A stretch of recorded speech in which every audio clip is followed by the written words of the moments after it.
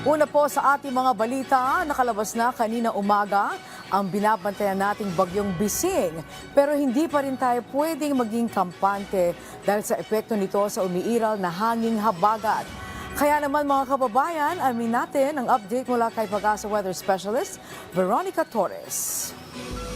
Magandang hapon po sa inyo, Miss Angelique, at sa ating mga taga-subaybay sa PTV4. Ngayong araw nga ay may minomonitor tayong bagyo malapit sa ating Philippine Area of Responsibility.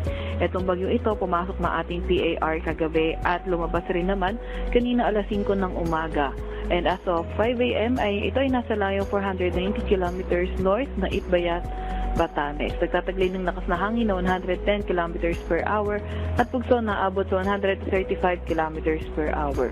Kumikilo sa direksyong Hilaga sa bilis sa 35 km per hour. Etong bagyo nga ito ay wala namang direktang epekto sa kahit na anong parte ng ating bansa.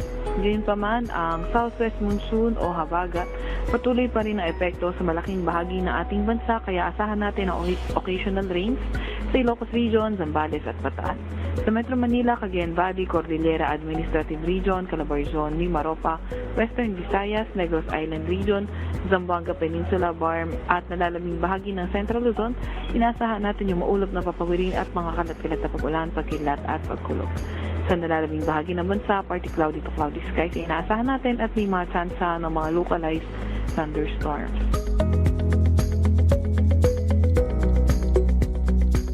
Sa kasalukuyan, wala naman tayong ibang minomonitor na LPA man o bagyo sa loob or malapit sa ating Philippine Area of Responsibility. At ito naman, update sa ating mga dam.